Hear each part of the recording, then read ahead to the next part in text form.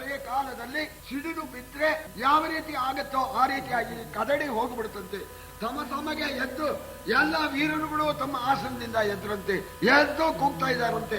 ಒಬ್ಬ ವೀರ ಎದ್ದ ಹೇಳ್ತಾ ಇದ್ದಾನೆ, ಆ ಕೌರವರ ಹಲ್ಲನ್ನ ಉದುರಿಸಿ ಬಿಡ್ತೀನಿ ಅಂತ ಒಬ್ಬನು ಕೂಗಿದ. ಇನ್ನೊಬ್ಬನು ಅವನ ಚರ್ಮ ಸುರಿದು ಬಿಡ್ತೀನಿ ಇಂದ ಒಬ್ಬನು. ಇನ್ನೊಬ್ಬನು ಅಂದ ಅವನ ಎದೆನ ಹೊಯ್ದು ಬಿಟ್ಟು ಆ ಮಾಂಸಖಂಡವನ್ನ ಹೊರಗೆ ತೆಗೆದು ಬಿಡ್ತೀನಿ ಅಂತ ಎಲ್ಲ ವೀರಾವೇಶದಿಂದ ಎಲ್ಲ ಕೂಗಾಡ್ತಾ ಇದ್ದಾರಂತೆ. ಅದನ್ನ ಕೇಳಿದ್ದಂತೆ ಧರ್ಮರಾಜ ನೋಡ್ದ, ಸುಮ್ಮನೆ ಇಲ್ಲಿ ಯಾಕೆ ಮಾತು ಕೃತಿಯಲ್ಲಿ ತೋರಿಸ್ಲಿ, ಇಲ್ಲಿ ಪಾಪ ಅವನು ನಡುಗ್ತಾ ಇದ್ದಾನೆ ಅಂತ ಹೇಳಿ ಮುಂದೆ ಯಾವುದು ಅನಾಹುತವಾಗಬಾರದು ಅಂತ ಧರ್ಮರಾಜ ಸಿಂಹಾಸನದಿಂದ ಇಳಿದು ಬಂದು ಶಾಂತರಾಗಿ ಅಂತ ಹೇಳ್ತಾ ಇದ್ದಾನೆ. ಆತನಿಂದೇನ ಕುತೂಹಲೆಗವು ಆತನಿಂದೇನ ಕುತೂಹಲೇಸುಗಳು ಆತನಿಂದೇ ಬರಲಿ ಹಿಂದಣ ಕಾದನಾಯಾಸದಯಾತನೆಯ ಸೈರಿಸಿದ ನಮಗೆ ಇನ್ನಾತ ನುಡಿದೊಡೆ ಹಾನಿಯೇ ಹಿಂದಣ ಕಾನನಾಯಾಸದ ಯಾತನೆಯ ಸೈರಿಸಿದ ನಮಗೆ ಇನ್ನಾತ ನುಡಿದೊಡೆ ಹಾನಿಯೇ ನೀವು ಕಾತರಿಸದಿರಿ ನೀವು ಕಾತರಿಸದಿರಿ ಎಂದು ಸಂತೈಸಿದನು ಯಮಸೂ. ಎಂತ ಮಾತು ಹೇಳ್ತಾ ಇದ್ದಾರೆ. ಸಮಾಧಾನ ಮಾಡ್ಕೊಳ್ಳಿ, ಯಾಕೆ ದುಡುಕ್ತೀರಿ? ಕೆಟ್ಟದ್ದೆಲ್ಲ ಆಯ್ತು, ಮುಂದೆ ಒಳ್ಳೇದಾದರೂ ಅವರಿಲ್ಲೇ ಬರ್ಲಿ. ಕೆಟ್ಟದ್ದೆಲ್ಲ ಮಾಡಿ ಆಯ್ತು, ನಾವು ಅನುಭವಿಸಿಯೂ ಆಯ್ತು. ಅದನ್ನ ಹಂಗಿಸ್ತಾ ಇದ್ದಾರೆ ಅವರು. ಹಂಗಿಸಿದ್ರು ಅನುಭವಿಸಿ ಆಗಿದೆಯಂತೆ. ಈಗ ಅವ್ರು ಹೇಳಿದ್ದಕ್ಕೆ ಯಾಕೆ ನೀವು ಸಿಟ್ಟು ಮಾಡ್ಕೊಳ್ತಾ ಇದ್ದೀರಿ? ಇದುವರೆಗೆ ಕೆಟ್ಟದ್ದು ಅವರಿಂದ ಆಯ್ತು, ಮುಂದೆ ಒಳ್ಳೇದು ಅವರಿಂದಲೇ ಆಗೋದಾದ್ರೆ ಆಗಲಿ, ನೀವು ದುಡುಕ್ಬೇಡಿ, ನೀವು ಸಮಾಧಾನ ಪಟ್ಕೊಳ್ಳಿ ಅಂತ ಹೇಳಿ ಧರ್ಮರಾಜ ಕೈ ಮುಗಿದು ಬಿಟ್ಟ. ಧರ್ಮರಾಜನ ಮಾತನ್ನ ಕೇಳಿ ಸಮಸ್ತರು ತಮ್ಮ ತಮ್ಮ ಆಸನದಲ್ಲಿ ಕೂತ್ಕೊಂಡ್ಬಿಟ್ರು. ಆಗ ಹೇಳಿದ ಸಂಜಯ, ಇದು ಅವರ ಪ್ರಕೃತಿ ಕೋಪದಿಂದ ಆಡಿದ್ದಾರೆ, ಇದೆಲ್ಲ ಹೋಗಿ ಅಲ್ಲಿ ಸಭೆಯಲ್ಲಿ ನೀನು ಹೇಳ್ತಕ್ಕಂಥ ಮಾತಲ್ಲ ಇದು. ಈಗ ನೀನು ಬಿಡಾರಕ್ಕೆ ಹೋಗು, ಏನಿದ್ರು ನಾಳೆ ದಿವಸ ನಿನಗೆ ನಾವು ಉತ್ತರ ಹೇಳಿ ಕಳಿಸ್ತೇವೆ, ಈಗ ಬಿಡಾರಕ್ಕೆ ಹೋಗು ಅಂತ ಹೇಳಿ ಕಳುಹಿದನು ಬೀಡಾರ ಗವನಿಪತಿ ಲಕನ ಸಂಜಯನನು. ಅಲ್ಲಿಂಬಲಿಕ ಮರುದಿನ ಕೃಷ್ಣ ಪಾರ್ಥರು ಸಂಜಯನ ಕರೆಸಿ ಬಲುಕು ಬೆಲುಕಿನ ನುಡಿಗಳಿಂದ ಬೆತಿಳುಹಿದರು. ಸಂಜಯನ ಕರೆಸಿ ಕೃಷ್ಣ ಪಾರ್ಥರು ಬಲುಕು ಮೆಲುಕಿನ ನುಡಿಗಳಿಂದ ಬೆತಿಳುಹಿದರು. ಬಳಿಕಿತ್ತಲೋಲಗದೊಳಗೆ ದೂತನ ಕರೆಸಿ ಬೀಳ್ಕೊಟ್ಟನು ಯುಧಿಷ್ಠಿರನು. ಕಳಿಸ್ಬಿಟ್ರು, ಚೆನ್ನಾಗಿ ಉಪಚಾರ ಮಾಡಿದ್ರು ಅಲ್ಲಿ. ಸರಿ, ಆಮೇಲೆ ಆ ಮಾರನೇ ದಿವಸ ಕೃಷ್ಣ ಅರ್ಜುನ ಸಂಜಯನನ್ನ ಕರೆಸಿದ್ರು. ಮೆಲನುಡಿನೂ ಆಡಿದ್ರು, ಬಲುಮೆಯ ನುಡಿಯನ್ನು ಆಡಿದ್ರು ಅಂತ. ಮೆತ್ತಿಗಿನ ಮಾತು ಕೊಡೋದು ಕೊಟ್ಬಿಡ್ಲಿ, ಅನ್ಯೋನ್ಯವಾಗಿ ಇರೋಣ ಅಂತ ಆ ಅಭಿಪ್ರಾಯನೂ ಹೇಳಿದ್ರು. ಕೊಡದೇ ಇದ್ರೆ ಸುಮ್ಮನೆ ಇರ್ತಕ್ಕವರಲ್ಲ, ಬಡದು ಕಿತ್ಕೊಳ್ತೇವೆ ಅಂತ ಆ ಬಲುಮೆ ನುಡಿಯನ್ನು ಕೂಡ ಹೇಳಿ, ಸರಿ ಕೃಷ್ಣ ಒಂದೇ ಮಾತು ಅಲ್ಲಿ ಹೇಳ್ಬಿಡ್ತಾನೆ. ನೋಡಪ್ಪ, ನಿಮ್ಮ ಧೃತರಾಷ್ಟ್ರ ಮಹಾರಾಜನಿಗೆ ಇಷ್ಟು ಹೇಳ್ಬಿಡು, ಒಂದೇ ಒಂದು ಮಾತು ನಾನು ಹೇಳಿ ಕಳಿಸ್ತೇನೆ. ನಿರ್ವನೋ ವಧ್ಯತೆ ವ್ಯಾಘ್ರಃ ನಿರ್ವ್ಯಾಘ್ರೋ ಛಿದ್ಯತೆ ವನಂ ತಸ್ಮಾದ್ವ್ಯಾಘ್ರೋ ವನಂ ರಕ್ಷೇತು ವನಂ ವ್ಯಾಘ್ರಂಚ ಪಾಲಯೇತು. 100 ಮಕ್ಕಳಿಂದ ಕೂಡಿರ್ತಕ್ಕಂತಹ ಧೃತರಾಷ್ಟ್ರ ಮಹಾರಾಜ ದೊಡ್ಡ ಕಾಡಿದ್ದಂತೇನೆ. ಪಂಚ ಪಾಂಡವರಿದಾರಲ್ಲ, ಇವರು 5 ಹುಲಿಗಳಿದ್ದಂತೇನೆ. ಹುಲಿಗೂ ಅರಣ್ಯಕ್ಕೂ ಸಂಬಂಧ ಇದೆ. ನಿರ್ವನೋ ವಧ್ಯತೆ ವ್ಯಾಘ್ರಃ. ಕಾಡ್ ಬಿಟ್ಟು ಹುಲಿ ಏನಾದ್ರು ಹೊರಗೆ ಬಂದ್ಬಿಟ್ರೆ ಆ ಹುಲಿ ನಾಶವಾಗತ್ತೆ. ಕಾಡಿನಲ್ಲಿ ಇದ್ರೆ ಹುಲಿಗೆ ಬಲ, ಹಾಗೇನೆ ಹುಲಿ ಇದ್ರೆ ಕಾಡಿಗೆ ಬಲ. ಕಾಡ್ ಕಡಿಯೋಕ್ಕಾಗಲ್ಲ, ಹುಲಿ ಇದೆ ಅಲ್ಲಿ ಯಾರು ಹೋಗ್ತಾರಪ್ಪ ಅಂತಾರೆ. ನಿರ್ವ್ಯಾಘ್ರ ಛಿದ್ಯತೆ ವನಂ. ಈ ಹುಲಿ ಇಲ್ಲದೆ ಇದ್ರೆ ಕಾಡನ್ನ ಕಡಿದಾಕ್ಬಿಡ್ತಾರೆ. ಅದರಿಂದ ಪರಸ್ಪರ ರಕ್ಷಣೆ. ತಸ್ಮಾತ್ ವ್ಯಾಘ್ರ ವನಂ ರಕ್ಷೇತು. ಹುಲಿ ಕಾಡನ್ನು ಕಾಪಾಡಬೇಕು, ಕಾಡು ಹುಲಿಯನ್ನು ಕಾಪಾಡಬೇಕು. ಎಂಥ ಮಾತು ಹೇಳ್ತಾ ಇದ್ದಾನೆ. ಇಬ್ರು ಅನ್ಯೋನ್ಯವಾಗಿ ಇರಿ ಅನ್ನೋದಕ್ಕೆ ಕೃಷ್ಣ ಹೇಳೋದಕ್ಕೆ ಮಾತ್ರ ಚೆನ್ನಾಗಿದೆ. ಆಮೇಲೆ ಇದೊಂದು ಮಾತು ನಾನು ಹೇಳಿದ ಅಂತ ಧೃತರಾಷ್ಟ್ರನಿಗೆ ನೀನು ಹೇಳ್ಬಿಡು ಸಂಜಯ. ಸ್ಥಿತಾ ಶುಶ್ರೂಷಿತು ಪಾರ್ಥಾಹ ಸ್ಥಿತ ಯೋದ್ಧುಂ ಅರಿಂದಮಾಹ. ಎಲ್ಲ ನಿನ್ನ ಮೇಲೆ ಜವಾಬ್ದಾರಿ. ಸೇವೆ ಮಾಡೋದಕ್ಕೂ ಪಾಂಡವರು ಸಿದ್ಧರಾಗಿದ್ದಾರೆ. ಅವರಿಗೆ ಕೊಡಬೇಕಾದ ರಾಜ್ಯ ಕೊಟ್ಬಿಟ್ರೆ ದೊಡ್ಡಪ್ಪ ಅಂತ ಹೇಳಿ ನಿನ್ನ ಪಾದ ಸೇವೆ ಮಾಡೋದಕ್ಕೆ ಪಾಂಡವರು ಸಿದ್ಧರಾಗಿದ್ದಾರೆ. ಸ್ಥಿತ ಯೋದ್ಧುಂ ಅರಿಂದಮಾಹ, ರಾಜೆಯಿಂದ ಕೊಡೋದಿಲ್ಲ, ಯುದ್ಧ ಮಾಡಿ ತಗೊಳ್ಳಿ ಅಂತ ಹೇಳೋ ಪಕ್ಷದಲ್ಲಿ ಯುದ್ಧ ಮಾಡಲೋದಕ್ಕೂ ಸಿದ್ಧರಾಗಿದ್ದಾರೆ. ಇದು ನಿನ್ನ ಅಭಿಪ್ರಾಯ. ನಿನ್ನ ಅಭಿಪ್ರಾಯದಂತೇನೆ ಯತ್ಕೃತ್ಯಂ ಧೃತರಾಷ್ಟ್ರಸ್ಯ ತತ್ಕರೋತು ನರಾಧಿಪ. ಪಾಂಡವರ ಸೇವೆ ಬೇಕು ಅಂತ ಇದ್ರೆ ಅದನ್ನು ಮಾಡ್ಲಿ, ಅಂದ್ರೆ ರಾಜ ಕೊಟ್ಬಿಡ್ಲಿ ಅಂತ. ಅಥವಾ ಸರಿ ಪಾಂಡವರ ಸೇವೆ ಬೇಕಾಗಿಲ್ಲ ಅಂತಂದ್ರೆ ಯುದ್ಧಕ್ಕೆ ಆಹ್ವಾನ ಕೊಡ್ಲಿ. ಎರಡಕ್ಕೂ ಸಿದ್ಧರಾಗಿದ್ದಾರೆ ನಮ್ಮ ಪಾಂಡವರು. ಎಲ್ಲಾ ಜವಾಬ್ದಾರಿ ಧೃತರಾಷ್ಟ್ರ ಮಹಾರಾಜನು. ಇದನ್ನ ನಿಮ್ಮ ಮಹಾರಾಜನಿಗೆ ಹೇಳಿಬಿಡು ಅಂತ ಸರಿ ಸಂಜಯನಿಗೆ ಹೇಳಿದಾನೆ. ಕೊನೆಯಲ್ಲಿ ಹೇಳಿಬಿಟ್ಟು ಆಮೇಲೆ ಸಂಪ್ರದಾಯ ಅನುಸಾರವಾಗಿ ರಾಯಭಾರಿಯಾಗಿ ಬಂದವನನ್ನ ಕಳಿಸಿಕೊಡ್ಬೇಕಾದ್ರೆ ಒಳಗೆ ಗುಡ್ಡಲ್ಲಿ ಮಾತಾಡಿ ಕಳಿಸೋದಲ್ಲ, ಸಭೆಯಲ್ಲೇ ಮಾತಾಡಬೇಕು. ಮತ್ತೆ ತಿರ್ಗಾ ಮಾರನೇ ದಿವಸ ಈ ಮೊದಲು ಏಕಾಂತದಲ್ಲಿ ಸಂಜಯನ ಕರೆದು ಕೃಷ್ಣಾರ್ಜುನರು ಮಾತಾಡಿದ ನಂತರ ಸಭೆಗೆ ಮರ್ಮಾಡಿಕೊಂಡು ಸಭಾನುಸಾರವಾಗಿ ಆಗ ಮುಂದೆ ಸಂಧಾನಕ್ಕಾಗಲಿ ಸಂಗ್ರಾಮಕ್ಕಾಗಲಿ ಕೃಷ್ಣನ್ನ ನಾವು ಕಳಿಸ್ತೇವೆ ಅಂತ ಧರ್ಮರಾಜ ಹೇಳಿ ನೀನು ಹೋಗಿ ಬಾರಪ್ಪ, ಈಗ ಯಾವುದೋ ನಿರ್ಣಯ ಇಲ್ಲ, ಮುಂದೆ ಕೃಷ್ಣ ಬರುತ್ತಾನೆ ರಾಯಭಾರಿಯಾಗಿ, ಸಂಧಾನವೋ ಸಂಗ್ರಾಮವೋ ಆಗ ನಿರ್ಣಯವಾಗಲಿ ಅಂತ ಹೇಳಿ ಸಂಜಯನನ್ನ ಉಡುಗೊರೆ ಕೊಟ್ಟು ಅವನನ್ನ ಮನ್ನಿಸಿಬಿಟ್ಟು ಕಳಿಸಿಕೊಟ್ರು. ಜನಕನನು ಗಾಂಧಾರಿ ದುರ್ಯೋಧನನ ಅವರೊಡ ಹುಟ್ಟಿದರನು ಅಂಗನೆಯರನು ದುಸ್ಸಳೆಯ ಸೈಂಧವ ಕರ್ಣ ಶಕುನಿಗಳ ವಿನುತ ವಾರ್ಷಿಕ ಶಲ್ಯ ಭಗದತ್ತನ ನದೀಸುತ ಗುರು ಕೃಪರ ಗುರು ತನುಜರನು ವಂದಿಸಿದ ರುಚಿತದಲ್ಲಿ ಎಂದು ಹೇಳೆಂದ. ತಮಾಷೆ, ಇದೊಂದು ಸಂಪ್ರದಾಯ. ವಂದಿಸಿದರೆಂದು ಹೇಳೆಂದ. ಸಂಜಯ, ಸರಿ ರಾಜಕಾರ್ಯ ಮುಗೀತಲ್ಲ, ಸರಿ ಯಾವುದಕ್ಕೂ ಕೃಷ್ಣ ಬರ್ತಾನೆ. ಇನ್ನು ನನ್ನ ವಿಚಾರ, ಹಿರಿಯರಿದ್ದಾರೆ, ಅವರಿಗೆಲ್ಲ ವಂದನೆ ಮಾಡಿದ್ದಾರೆ, ನಮಸ್ಕಾರ ಮಾಡಿದ್ದಾರೆ ಅಂತ ಹೇಳ್ಬೇಕು. ನೀನು ನಮ್ಮ ವಂದನೆಯನ್ನ ತಿಳಿಸ್ಬೇಕು ಅಂತ ಆ ವಂದನೆಯವರ ಪಟ್ಟಿನೇ ಹೇಳ್ಬಿಟ್ಟ. ಸರಿ, ಧೃತರಾಷ್ಟ್ರ, ಗಾಂಧಾರಿ, ಭೀಷ್ಮ, ದ್ರೋಣ, ಕೃಪಾ, ಅಲ್ಲಿರ್ತಕ್ಕಂಥವರು ಪುರೋಹಿತರು, ಅವರು ಇವರು ಅವರಿಗೆಲ್ಲ ನಮಸ್ಕಾರಗಳನ್ನ ತಿಳಿಸಿದಾನೆ ಅಂತ ಹೇಳಿ ಹೇಳಪ್ಪ ಅಂತ. ಆಮೇಲೆ ಇನ್ನು ಕೆಲವರು ಯೋಗಕ್ಷೇಮ ವಿಚಾರಿಸಿದಾನೆ ಅಂತ.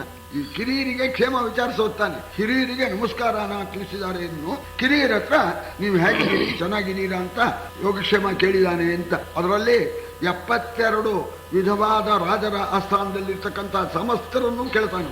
ವರಪುರೋಹಿತರನು ಸುಸಾವಂತರನು ವೈದ್ಯರ ವಿದುರನನು ಮತ್ತರ ಮನೆಯ ವಿಶ್ವಾಸಿಗಳನ್ನು ಓಲಗದ ಗಡಿಕೆಯರ ಕರಿಹಯಾಧ್ಯಕ್ಷರನು ಪಡಿಹಾರರನು ಭಾಗತ್ತರ ನಿಯೋಗದ ಪರಿಜನದ ಕುಶಲವನು ಕೇಳಿದನೆಂದು ಹೇಳೆಂದ.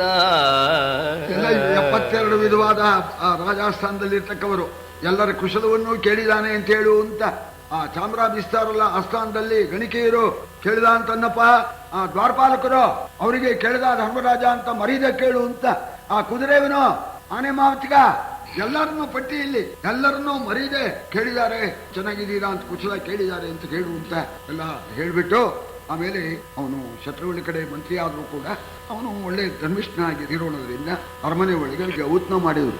ಔತಣ ಮಾಡಿ ಸರಿ ಆಮೇಲೆ ಉಡುಗೊರೆ ಕೊಟ್ಟು ಅವನ್ನ ಕಳಿಸ್ಕೊಟ್ರಂತೆ. ಅವನು ನೋಡಿದಂತ ಪಾಂಡವರಿಗೆ ಭಗವಂತನ ಅನುಗ್ರಹದಿಂದ ಉಂಟಾದ ಸಂಪತ್ತು ಇದೆಲ್ಲ ನೋಡಿದಂತೆ ಸಂಜಯ ಉಪಪ್ಲವಿ ಪಟ್ಟಣದಿಂದ ಹೊರಟ ಸಂಜಯ ಹೊನ್ನಿನಲಿ ಮಧುರೋಕ್ತಿಯಲಿ ವಿವಿಧಾನ್ನ ಉಡುಗೊರೆಗಳಲ್ಲಿ ದೂತನ ಮನ್ನಿಸಿದನು ಅವನೀಶನು ಉಚಿತದ ಲವನ ಬೀಳ್ಕೊಟ್ಟು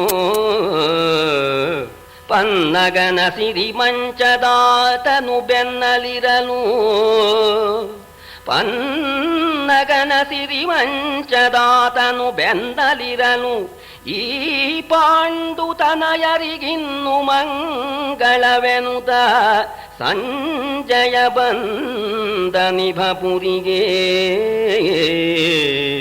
ಹೊನ್ನಿನಲ್ಲಿ ಬಂಗಾರದ ಉಡುಗೊರೆ ಕೊಟ್ಟಿದ್ದಾನೆ. ಮಧುರವಾದ ಮಾತು, ಷಡ್ರಸೋಪೇತವಾದ ಎಲ್ಲ ಭಕ್ಷ್ಯ ಭೋಜ್ಯ ಅವನನ್ನ ಗೌರವಿಸಿಬಿಟ್ಟು ಸಂತೋಷಪಡಿಸಿಬಿಟ್ಟು ಕಳಿಸಿಕೊಟ್ಟ.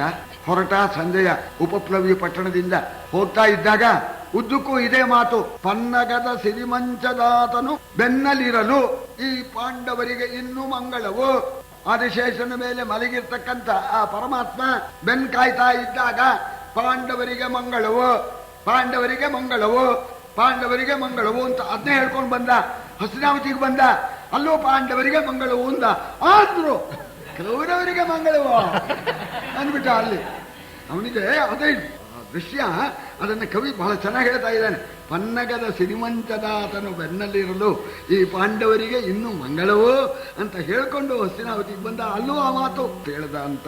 ಬಂದನಾಧೃತ ರಾಷ್ಟ್ರರಾಯನ ಮಂದಿರಕ್ಕೆ ಕಂಡನು ಮಹೀಶನನು ಒಂದೆರಡು ಮಾತಿನಲ್ಲಿ ಸೂಚಿಸಿ ಮರಳಿದನು ಮನೆಗೆ. ಅಂದಿ ಇರುಳೊಳು ನಿದ್ರೆ ಬಾರದೆ ನೊಂದು, ಅಂದಿನಿರುಳೊಳು ನಿದ್ರೆ ಬಾರದೆ ನೊಂದು ವಿದುರನ ಕರೆದು ರಾಯನ ತಂದೆ ಬಿಸುಸುಯ್ಯುತ್ತ ನುಡಿದನು ವಿದುರದೇವಂಗೆ. ಸಾಯಂಕಾಲಕ್ಕೆ ಬಂದ ಹಸ್ತಿನಾವತಿಗೆ. ಅರಮನೆಗೆ ಬಂದು ಧೃತರಾಷ್ಟ್ರ ಮಹಾರಾಜನಿಗೆ ಸಂಜಯ ನಮಸ್ಕಾರ ಮಾಡಿದ. ನಮಸ್ಕಾರ ಮಾಡಿ, ಸರಿ ನಾನು ಹೋದಂತಹ ವಿಚಾರ, ಸಭೆಯಲ್ಲಿ ನಡೆದ ವಿಚಾರ ಎಲ್ಲ ನಾಳೆ ದಿವಸ ಆಸ್ಥಾನದಲ್ಲಿ ನಾನು ವಿಜ್ಞಾಪನೆ ಮಾಡ್ಕೊಳ್ತೇನೆ, ನನಗೂ ಬಹಳ ಆಯಾಸ ಆಗಿದೆ ಅಂತ. ನೋಡ ಹೋದ್ ಏನು ಹಣ್ಣೋ ಕಾಯ ಮುಖ್ಯ ಹೇಳು ಅಂದ. ನಿಂದು ನಡೀಲಿಲ್ಲ ಅಂದ್ರು. ನಿನ್ ನಡೀಲಿಲ್ಲ, ಉಪಾಯ ಮಾಡಿದ್ಯಲ್ಲ ಇವನು. ಪಾಂಡವರನ್ನು ಹೊಗಳ್ಬಿಟ್ಟು ನೀವು ಬಹಳ ಒಳ್ಳೆಯವರು, ನಮ್ಮ ಮಕ್ಕಳು ಬಹಳ ಕೆಟ್ಟವರು, ಅವ್ರು ರಾಜ್ಯ ಕೊಡೋದಿಲ್ಲ, ಪಾಪ ನೀವು ನಮ್ಮ ತಮ್ಮ ಸುಮ್ಮನೆ ಇವ್ರನ್ನ ಹೊಡೆದು ಬಿಟ್ರೆ ಬಂಧು ಹತ್ಯೆ ಮಾಡಿದಾಗ ಆಗತ್ತೆ, ನಿಮ್ಮ ಪಾಡಿ ತಣ್ಣಗಿದ್ದು ಬಿಡಿ ಅಂತ ಹೇಳಿ ಕಳಿಸಿದ್ದ ಇವ ಧೃತರಾಷ್ಟ್ರ. ಮಕ್ಕಳನ್ನು ಬೈದು ನೀವೆಲ್ಲ ಒಳ್ಳೆಯವರು, ಸತ್ಯಸಂಧರು, ಹೇಗಾರ ನಿರ್ವಾಹ ಮಾಡ್ಕೊಂಡ್ಬಿಡಿ ಅಂತ ದೊಡ್ಡಪ್ಪ ಹೇಳಿದಾನೆ ಅಂತ ಹೇಳಿದ್ರು ಮುಂದೆ ಬಿಡ್ತಾನೆ ಧರ್ಮರಾಜ ಅಂತ. ಅಲ್ಲಿ ಕೃಷ್ಣ ಇದ್ದಾನೆ, ಬಿಡ್ತಾನೇನು ಕೃಷ್ಣ ಅಂತ. ಬರೀ ಈ ನಯ ಬೇಕಾಗಿಲ್ಲ, ಕೊಡೋದು ಕೊಡ್ಲಿ, ಆಮೇಲೆ ಬೇಕಾದ್ರೆ ಹಂಗೆ ಇರ್ತಾರೆ ಅಂತ ಕೃಷ್ಣ ಹೇಳಿ ಕಳಿಸಿರೋದು. ಅಂತೂ ನಡೆಯೋ ಹಾಗೆ ಕಾಣಲಿಲ್ಲ, ಸಂಧಾನ ನಡೆಯೋದಿಲ್ಲ, ಯುದ್ಧವೇ ಸರಿ ಅಂತ ಇಷ್ಟು ಸೂಚನೆ ಕೊಟ್ಟು ಹೋಗ್ಬಿಟ್ಟ ಅವ. ಅವನಿಗೆ ಮಾತ್ರ ಕೊಟ್ಟ ಹಾಗ ಹೋಯ್ತು, ನಿದ್ಯೆ ಬರಲಿಲ್ಲ. ಆಯ್ತು ಮುಗೀತು ಮಕ್ಕಳ ಕಥೆ ಅಂತ ಸಂಜೆ ಇಷ್ಟು ಹೇಳಿ ನಾಳೆ ಹೇಳ್ತೇನೆ ಅಂತ ಹೇಳಿ ಹೋಗ್ಬಿಟ್ಟ ಅವನು. ರಾಜಾ ಕಲಂ ಹೇಳ್ಬಿಟ್ಟ, ಸಂಧಾನ ನಡೆಯೋಲ್ಲ ಅಂತ. ಗಾಬರಿ ಆಗ್ಬಿಡ್ತು, ನಿದ್ರೇನೆ ಬರಲಿಲ್ಲ. ದೂತರನ್ನ ಕರೆದ, ಕರೀರಪ್ಪ ನಮ್ಮ ವಿದುರನ್ನ ಅಂತ. ಹೋಗಿ ಕರೆದ್ರು, ಬಂದ ಅವನು. ರಾತ್ರಿ ಬಂದ, ಏನಣ್ಣ ಅಂದ. ಏನ್ ಹೇಳೋ ವಿದುರ? ನಾಳೆ ಸಭೆಯಲ್ಲಿ ಬಂದ ಕದನನು ಹೇಳುವನು ಸಂಜಯನು. ಸಂಧಿಯೋ ಕಾಳಗವೋ, ಸಂಧಿಯೋ ಕಾಳಗವೋ ಮುಂದರಿಯಬಾರದು ದುಗುಡವಾಯ್ತೆನಗೆ. ಹೇಳು ನಿರುತವನು, ಹೇಳು ನಿರುತವನು ಇಂದಿನಿರುಳನು ಬೀಳು ಕೊಟ್ಟುದು ನಿದ್ರೆಯನೇ. ಭೂಪಾಲಕನ ಸಂತೈಸಿ ಮತ್ತಿಂತೆಂದನ ವಿದುರ. ನಾಳೆ ದಿವಸ ಸಭೆಯಲ್ಲಿ ಸಂಧಾನವೇ ಅಥವಾ ಸಂಗ್ರಾಮವೇ, ಅದರ ವಿಚಾರ ಏನ್ ತೀರ್ಮಾನ ಆಗಿದೆ ಎನ್ನುವುದನ್ನ ಹೇಳ್ತೇನೆ ಸಭೆಯಲ್ಲಿ ಅಂತ ಸಂಜೆ ಹೊರಟೋಗ್ಬಿಟ್ಟ. ಆ ಮಾತು ಕೇಳಿದಾಗಾಯ್ತು, ನಂಗೆ ಗಾಬರಿ ಆಗಿದೆ, ನಿದ್ದೆನೇ ಬರ್ತಾ ಇಲ್ಲ. ಅದರಿಂದ ನಿನ್ಗೆ ಹೇಳಿ ಕಳಿಸಿದೆ. ನಿಮ್ಗೆ ನಿದ್ದೆ ಬರ್ತಾ ಇರ್ತೋ ಏನೋ, ನಿನ್ನನ್ನು ಕರೆದೇನೆ ನಂಗೆ ನಿದ್ದೆನೇ ಬರೋಲ್ಲಪ್ಪ, ನನಗೇನಾದ್ರು ಸಮಾಧಾನ ಹೇಳು ಅಂದ. ಏನೋ ಹೇಳ್ತಾನಂತೆ, ಇವನಿಗೆ ಅಷ್ಟಕ್ಕೆ ಇವನಿಗೆ ನಿದ್ದೆ ಇಲ್ಲ. ಆಗ ವಿದುರ ಧೃತರಾಷ್ಟ್ರನಿಗೆ ಸಮಾಧಾನ ಹೇಳ್ತಾ ಇದ್ದಾನೆ. ನೋಡಪ್ಪ, ನಿದ್ದೆ ಹೇಗೆ ಬರುತ್ತೆ? ಇಂಥವರಿಗೆಲ್ಲ ನಿದ್ದೆ ಬರೋದಿಲ್ಲ. ಯಾರ್ಯಾರಿಗೆ ನಿದ್ದೆ ಬರೋಲ್ಲ? ಬಲವಿಹೀನನು ಬಂದಿದನ ಕೂಡೊಲಿದು ತೊಡಗಿದವಂಗೆ, ಕಾಮದ ಕಳವಳದಲ್ಲಿರ್ದಂಗೆ,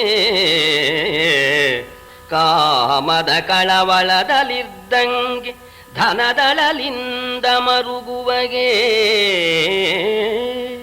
ಕಳವಿನಲಿ ಕುದಿವಂಗೆ ದೈವದ ನೆಲೆಯ ನರಿಯದವಂಗೆ, ದಿಟವಿದು ತಿಳಿಯಬಾರದು ನಿದ್ರೆ ಎಂದನು ಭೂಪತಿಗೆ ವಿದುರ. ತನ್ನಲ್ಲೇ ಬಲ ಕಮ್ಮಿ, ಬಲಿಷ್ಠರೊಡನೆ ಹೋರಾಟಕ್ಕೆ ಹೋಗೋದು. ತಾನು ಬಲಹೀನನಾಗಿ ಬಲಿಷ್ಠರೊಡನೆ ಹೋರಾಡೋದಕ್ಕೆ ಯಾವನು ಹೋಗ್ತಾನೋ ಅಂಥವನಿಗೆ ನಿದ್ದೆ ಬರೋದಿಲ್ಲ. ಕಾಮದಿಂದ ಕಳವಳಿಸ್ತಕ್ಕಂಥವನಿಗೆ ನಿದ್ದೆ ಬರೋದಿಲ್ಲ. ಯಾವಾಗಲೂ ದುಡ್ಡು ದುಡ್ಡು ದುಡ್ಡು ದುಡ್ಡು ದುಡ್ಡು ಭಾರಿ ದುಡ್ಡು ಧನದ ಅಳಲಿಂದ ಮರುಗುವವನಿಗೆ ಅವನಿಗೆ ನಿದ್ದೆ ಬರೋದಿಲ್ಲ. ಕಳತನ ಮಾಡ್ತಕ್ಕಂಥವನಿಗೆ ನಿದ್ದೆ ಬರೋಲ್ಲ. ದೈವದ ನೆಲೆಯನ್ನ ಯಾವನು ತಿಳಿದಿಲ್ವೋ, ಧರ್ಮವನ್ನ ಯಾವನು ತಿಳಿದಿಲ್ವೋ ಅವನಿಗೆ ನಿದ್ದೆ ಬರೋದು. ನಿನಗೆ ನಿದ್ದೆ ಬರದೇ ಇರೋದಕ್ಕೆ ಅದೇ ಕಾರಣ. ಅಧರ್ಮಿಷ್ಠರು ನಿನ್ನ ಮಕ್ಕಳು, ಬಲಿಷ್ಠರೊಡನೆ ಹೋರಾಟ ನಡೆಯುತ್ತೆ ಅಂತ ನಿಂಗೆ ಗಾಬರಿ ಆಗ್ತಾ ಇದೆ ಅಂತ ಸ್ವಲ್ಪ ನೀತಿ ಹೇಳುವಂತ. ಈ ವಿದುರ ನೀತಿ ಅಂತನ್ನೋದು ಬಹಳ ದೊಡ್ಡ ಪ್ರಕರಣ. ಕುಮಾರವ್ಯಾಸನು ಬಹಳ ಬರೆದಿದ್ದಾನೆ. ಸರಿ, ಮೂಲದಲ್ಲಿ ಸಾಧ್ಯವಾಗಿದೆ ಆ ವಿದುರ ನೀತಿ. ಆಮೇಲೆ ಆತ್ಮತತ್ವವನ್ನು ಹೇಳುವಂತ ಕೇಳ್ತಾನೆ ವಿದುರನ ಹತ್ರ ಧೃತರಾಷ್ಟ್ರ. ಆಗ ವಿದುರ ಅವನಿಗೆ ಜ್ಞಾನ ಇದೆ, ಅವನು ಆದರೂ ದಾಸಿಪುತ್ರನಾದ್ರಿಂದ ಪರಬ್ರಹ್ಮ ತತ್ವವನ್ನ ತಾನು ಉತ್ತಮ ವರ್ಣದವನಾದ ಧೃತರಾಷ್ಟ್ರನಿಗೆ ಹೇಳಬಾರದು ಅಂತ ಹೇಳಿ ಸನತ್ಸುಜಾತರನ್ನು ಧ್ಯಾನ ಮಾಡು ಅಂತ ಹೇಳ್ತಾನೆ. ಧೃತರಾಷ್ಟ್ರ ಧ್ಯಾನ ಮಾಡ್ತಾನೆ, ವಿದುರನು ಧ್ಯಾನ ಮಾಡ್ತಾನೆ. ಸನತ್ಸುಜಾತರು ಬಂದು ಪರಮ ತತ್ವವನ್ನು ಕೂಡ ಉಪದೇಶ ಮಾಡ್ತಾನೆ. ಎಲ್ಲ ಉಪದೇಶ ಆದ ಕಾಲದಲ್ಲಿ ಸೂರ್ಯೋದಯವಾಗಿಬಿಡ್ತು ಅಂತ ಹೇಳ್ತಾರೆ. ಧೃತರಾಷ್ಟ್ರ ಪರಂಜಳನಾಗಿಬಿಡ್ತಾರೆ. ಆ ಉಪದೇಶ ಕಾಲದಲ್ಲಿ ಧೃತರಾಷ್ಟ್ರ ಒಳ್ಳೆಯವನೇ, ಒಳ್ಳೆಯವರು, ಅವ್ನು ಹೋಗ್ಕೊಳ್ಳೆ ಮತ್ತೆ ಇವನಿಗೆ ಹಿಡ್ಕೊಂಡ್ಬಿಡುತ್ತೆ ಮಕ್ಕಳ ಮೋಹ. ಇಲ್ಲಿ ವಿದುರ ನೀತಿ ಇಷ್ಟು ಹೇಳೋದು ಅಂತಂದ್ರೆ ಆಗೋದೇ ಇಲ್ಲ. ತಿಂಗಳಿಗಟ್ಟಲೆ ವಿದುರ ನೀತಿ ಹೇಳಬೇಕಾಗತ್ತೆ. ಮೂಲದಲ್ಲೇ ಇದೆ. ಆ ಮೂಲದ್ದನ್ನ ಅಲ್ಲಿ ಒಂದೊಂದೇ 10 ಪದ್ಯದಲ್ಲಿದೆ. ಇವನು ಕುಮಾರವ್ಯಾಸ ಒಂದೇ ಪದ್ಯದಲ್ಲಿ ಹೇಳ್ತಾನೆ.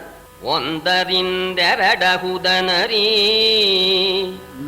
ಮೂರಂದವನು ತಿಳಿ ನಾಲ್ಕರಲಿ ಮನಗುಂದದಿರೈದರಲಿ ವರ್ಜಿಪುದಾರನು ಏಳರಲಿ ಒಂದಿಸದಿರೆಂಟನು ವಿಚಾರಿಸಿ ಮುಂದುವರಿ 9ರಲಿ ಮನಗುಂದಿಸದಿರೈದರಲಿ ಭೂಪಾನ ಕೇಳೆಂದ.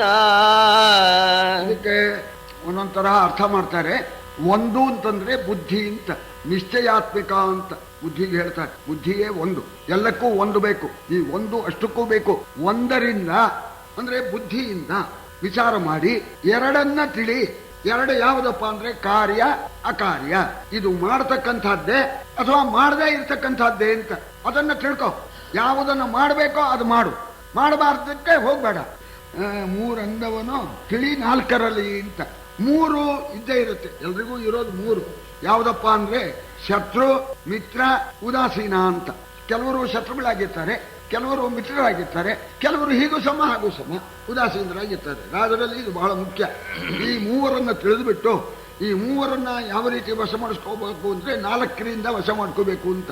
4 ಯಾವುದಪ್ಪ ಅಂದ್ರೆ ಸಾಮಧಾನೆ, ಭೇದದಂಡವು ಅಂತ ಹೇಳಿ 4 ಉಪಾಯಗಳನ್ನ ಹೇಳಿದ್ದಾರೆ. ಯಾರ್ಯಾರಲ್ಲಿ ಯಾವ್ಯಾವುದನ್ನ ಪ್ರಯೋಗ ಮಾಡಬೇಕು ಅಂತ ಅನ್ನೋದನ್ನ ತಿಳ್ಕೊಂಡ್ಬಿಟ್ಟು ಅವರನ್ನ ವಶ ಮಾಡ್ಕೋಬೇಕು. ಆಮೇಲೆ 5ರಲ್ಲಿ ಮನಗುಂದದಿರು. ಪಂಚೇಂದ್ರಿಯಗಳು ತಗೊಂಡೋಗಿ ಹಾಕ್ಬಿಡುತ್ತೆ. ಚಕ್ಷು ಶ್ರೋತ್ರ ಜಿಹ್ವಾ ಘ್ರಾಣ ಅಂತ ಈ ಪಂಚೇಂದ್ರಿಯಗಳು ಮನುಷ್ಯನ ಹಾಳು ಮಾಡಿಬಿಡುತ್ತೆ ಅಂತ. ಪುರಂಗ ಮಾತಂಗ ಪತಂಗ ಭೃಂಗ ನೀನಾಹತಾಹ ಪಂಚಭಿರೇವ ಪಂಚ. ಪಂಚೇಂದ್ರಿಯಗಳಲ್ಲಿ ಒಂದೊಂದು ಇಂದ್ರಿಯಕ್ಕೆ ಎಡೆ ಕೊಟ್ಬಿಟ್ಟು ಹಾಳ ಹೋಯ್ತು ಅಂತ. ಕುರಂಗ ಅಂದ್ರೆ ಜಿಂಕೆ, ಅದಕ್ಕೆ ಈ ಶ್ರವಣೇಂದ್ರಿಯ, ಅದಕ್ಕೆ ಸಂಗೀತ ಅಂದ್ರೆ ಬಹಳ ಇಷ್ಟವಂತೆ. ಈ ಜಿಂಕೆ ಹಿಡಿಯೋರು ಏನ್ ಮಾಡ್ತಾರಂತೆ, ಸಂಗೀತ ಕೊಳದು ಬಾರಿಸ್ಬಿಡೋದು, ಸಂಗೀತ ಹೇಳ್ಬಿಡೋದು, ಅದು ಬೆಪ್ಪಾಗಿ ನಿಂತ್ಕೊಂಡ್ಬಿಡುತ್ತಂತೆ. ಅವರು ಬಂದು ಬಡೀತಾರೆ. ಮಾತಂಗ ಆನೆ ಇದೆಯಲ್ಲ, ಸ್ಪರ್ಶೇಂದ್ರಿಯಕ್ಕೆ. ಈ ಕಾಡಾನೆ ಹಿಡಿಬೇಕಾದ್ರೆ ಪಳಗಿದ ಹೆಣ್ಣಾನೆಯನ್ನು ತಗೊಂಡೋಗಿ ಕಳಿಸ್ಬಿಡ್ತಾರೆ. ಆ ಸ್ಪರ್ಶಕ್ಕಾಗಿ ಅದು ಒಂದು ಬ್ಯಾಗ್ ಕೂತ್ಕೊಳ್ಳುತ್ತೆ, ಅವಾಗ ಇಟ್ಕೊಳ್ತಾರೆ, ಆನೆನ ಹಿಡಿದು ಬಿಡ್ತಾರೆ. ಕುರಂಗ ಮಾತಂಗ. ಪತಂಗ ಅಂದ್ರೆ ಈ ಬಿದಿಬುದುಳ ಅಂತೇವಲ್ಲ, ಅದು ರೂಪಕ್ಕೆ. ಅದೇ ಪಾಪ ಏನಿಲ್ಲ ಅಲ್ಲಿ, ಅದು ನೋಡುತ್ತೆ, ಅದು ಇದೆ ಅಲ್ಲಿ ತಿನ್ನೋದಕ್ಕೆ ಬಂದು ಆ ಪತಂಗ ಹೋಗುತ್ತೆ, ಅದು ರೂಪಕ್ಕೆ. ತ್ವಚಕ್ಷು ಶ್ರೋತ್ರ ಜಿಹ್ವಾ ಘ್ರಾಣ ಅಂತ ಕಣ್ಣಿನ ಇದರಿಂದ ಅದು ಹೋಗ್ಬಿಡುತ್ತೆ. ಕುರಂಗ ಮಾತಂಗ ಪತಂಗ ಭೃಂಗಾಹ ಅಂತ. ಈ ಭೃಂಗ ಅಂತಂದ್ರೆ ದುಂಬಿ. ಯಾವ ಹೂ ಮೇಲೆ ಕೂತ್ರು ಅದಕ್ಕೆ ಅಪಾಯವಿಲ್ಲ. ಸಂಖ್ಯೆ ಹೂ ಮೇಲೆ ಹೋಗಿ ಕೂತ್ಕೊಂಡ್ರೆ ಸತ್ತೋಗ್ಬಿಡುತ್ತೆ ಅದು. ಅದರ ವಾಸನೆಗೆ ಹೋಗಿ ಕೂತ್ಕೊಂಡ್ಬಿಟ್ಟು ಸತ್ತೋಗ್ಬಿಡುತ್ತೆ. ಕುರಂಗ ಮಾತಂಗ ಪತಂಗ ಭೃಂಗ ಮೀನಾಹ. ಮೀನಿದೆಯಲ್ಲ, ಇದಕ್ಕೆ ಗಾಣಕ್ಕೆ ಗೊಬ್ಬರದ ಹುಳ ಇಟ್ಬಿಡ್ತಾರೆ. ಅದೇನೋ ಇದೆ ತಿನ್ನೋಕೆ ಅಂತ ಬಂದು ನಾಲ್ಗೆ ಆಸೆಗೆ ಬಂದು ಸತ್ತೋಗುತ್ತೆ ಅಂತ. ಒಂದೊಂದು ಇಂದ್ರಿಯದಿಂದ ಈ ರೀತಿ ನಾಶವಾಗ್ತಾ ಇದೆ. 5 ಇಂದ್ರಿಯಾನು ಹೀಗೆ ದುರ್ವ್ಯಸನದ ಕಡೆಗೆ ಉಪಯೋಗಿಸಿದ್ರೆ ಹಾಳ ಹೋಗ್ತಾನೆ. ಆದ್ರಿಂದ ಪಂಚೇಂದ್ರಿಯವನ್ನ ಹತೋಟಿಗೆ ತಗೋಬೇಕು.